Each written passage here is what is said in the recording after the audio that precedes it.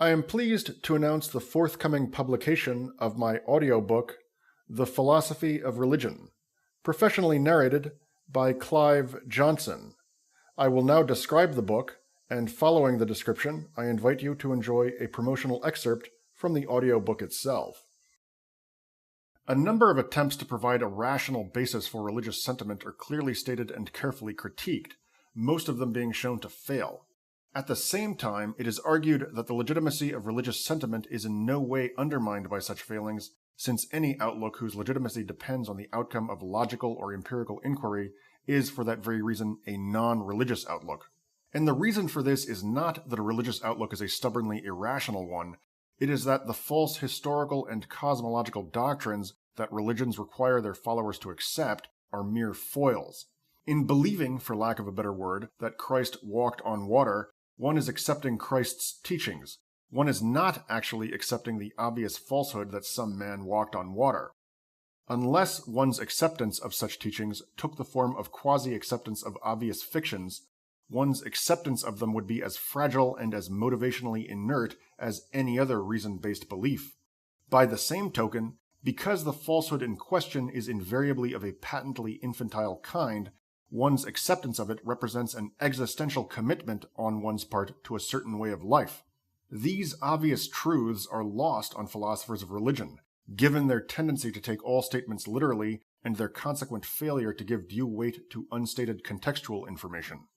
In general, so the present work demonstrates, philosophers who have examined religion have succeeded only in studying projections of their own brittle rationalisms, which, it seems, merely cloak an underlying desire to return to the very pieties these same philosophers claim to spurn.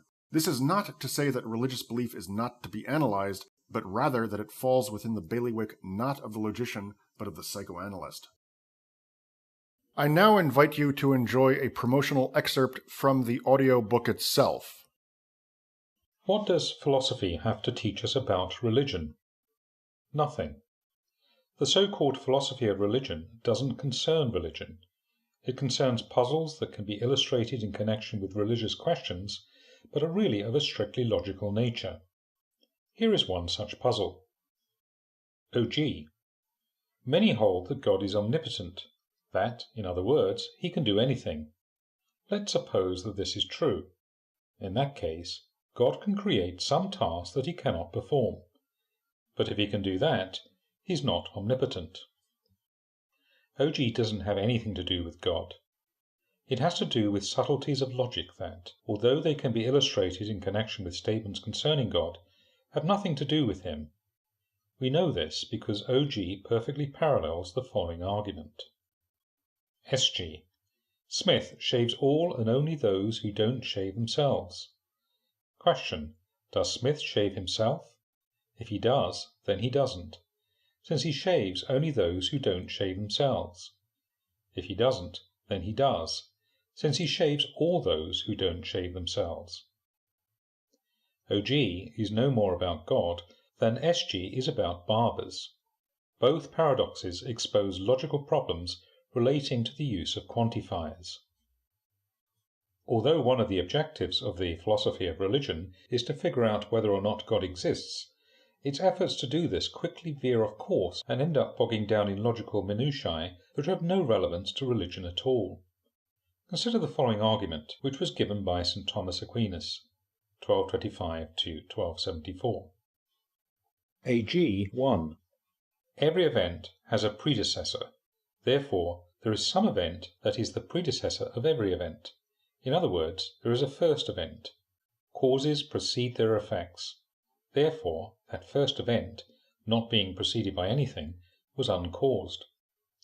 Since all events must be caused, that first event was a miracle, and, therefore, the act of a deity. Therefore, there is a God. The first sentence of AG1, which we'll refer to as A, is ambiguous. It could mean either A1, given any event X, there is some event Y such that Y precedes X. Or A2, there is some event X such that, for any event Y, X precedes Y. A1 says that any given event has a predecessor, A2 says that there is some event that is the predecessor of every event. A1 does not entail that. B, there is some event that is the predecessor of every event. Any given integer has a predecessor. Given only that any given integer has a predecessor, it doesn't follow that some one integer precedes every other. Nor is it the case. Similarly, given only that any given event has a predecessor, it doesn't follow that some one event precedes every other.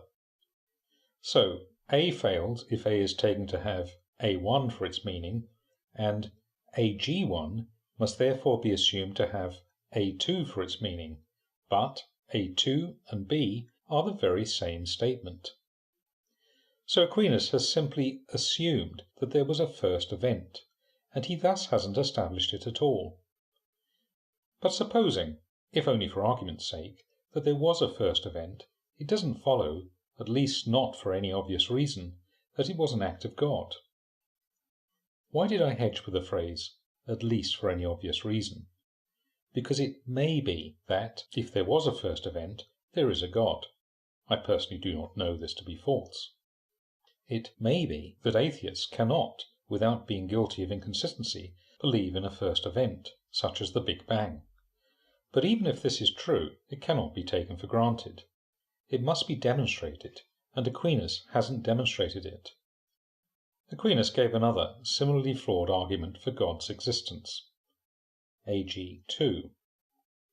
There can't be comparatives unless there are absolutes. I'm wealthier than you are if I'm more like some absolutely wealthy entity than you are. I'm better than you if I'm more like some absolutely good entity than you are. Some things are better than others. Therefore, some things are more like some absolutely good thing than others. Therefore, there is some absolutely good thing. In other words, there is a God.